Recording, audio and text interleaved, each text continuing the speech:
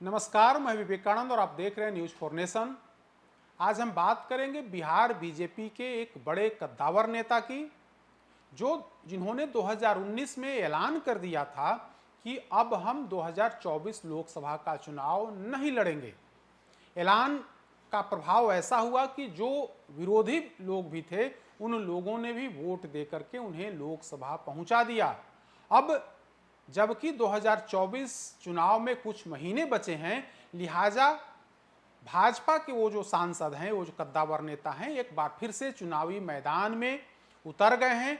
उन्होंने जो घोषणा किया था, जो ऐलान किया था कि 2024 का चुनाव नहीं लड़ेंगे, 2019 लोकसभा का चुनाव ही उनके जीवन का अंतिम चुनाव है, शायद वो भूल गए हैं और एक बार फिर से चुनावी मैदान में उतरने की तैयारी कर रहे हैं। लेकिन 2024 का चुनाव उनके लिए आसान नहीं होगा।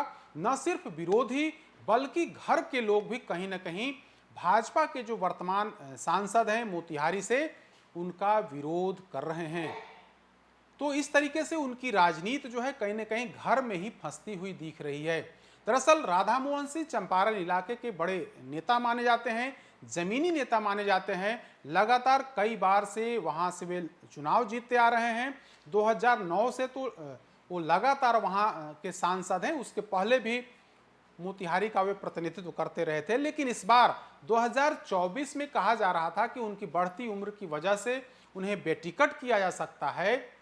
तो वैसी स्थिति में कई नेताओं का अपने क्षेत्र में कार्यक्रम कराया। उसमें सबसे पहला कार्यक्रम सुशील मोदी का कराया।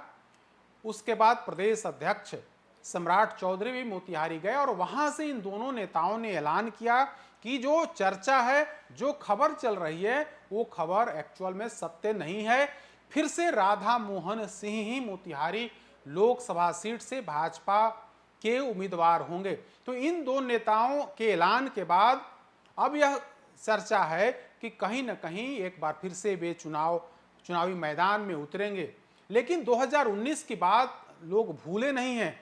2019 में राधा मोहन सिंह ने नामांकन के बाद ही यह ऐलान किया था कि यह चुनाव मेरी जिंदगी का अंतिम चुनाव है, अब वे चुनाव नहीं लड़ेंगे।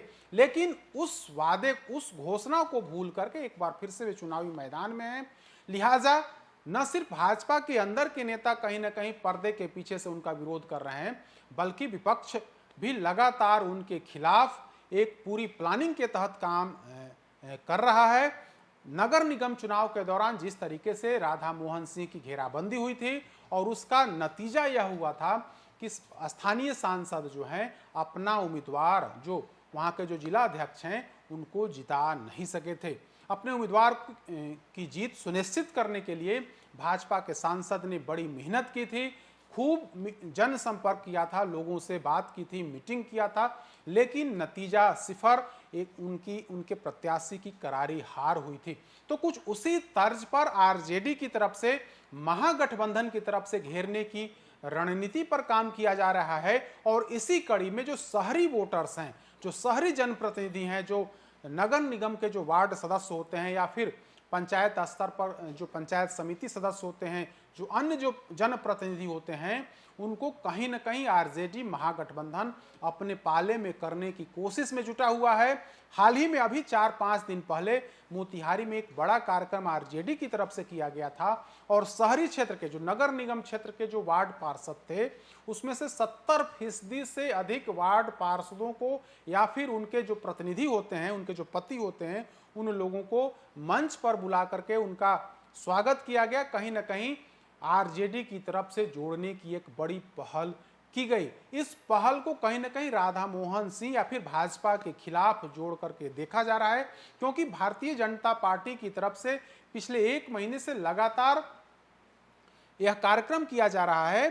बिछड़े लोग हैं, जो अन्य लोग हैं, उनको जोड़ने का काम किया जा रहा है। वैसी स्थिति में भाजपा के कद्दावर नेता जो राष्ट्रीय उपाध्यक्ष के पद पर हैं, उनके क्षेत्र में ही, शहरी क्षेत्र में वार्ड पार्षदों को आरजेडी ने अपनी तरफ मिलाकर के यह बड़ा मैसेज देने की कोशिश की है कि इन्हें इस बार हम घर में, शहरी क्षेत्र में ही घेर लेंगे। जो शहरी क्षेत्र भाजपा का जो आधार वोट होता है उस शहरी क्षेत्र में ही हम वार्ड पार्षदों के माध्यम से घेर लेंगे।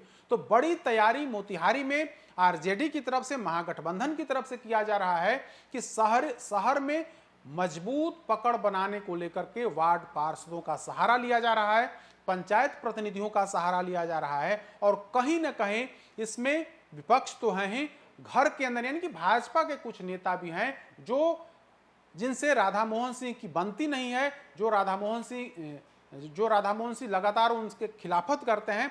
तो वैसी स्थिति में तमाम लोग इकट्ठे हो गए हैं और वहीं पर घर में ही घेरने की प्लानिंग पूरी तरह से की जा रही। हालांकि चुनाव में अभी समय है, लेकिन जिस तरीके से प्लेटफॉर्म तैयार किया जा रहा है, वैसे स्थिति में 2024 लोकसभा का चुनाव भाजपा के जो घोषित प्रत्याशी हैं, जिसे सम्राट चौधरी और सुशील मोदी ने घोषित किया है कि राधा मोहन सिंह हमारे प्रत्याशी होंगे, उनके लिए राह आसान नहीं होते दिख रहा है।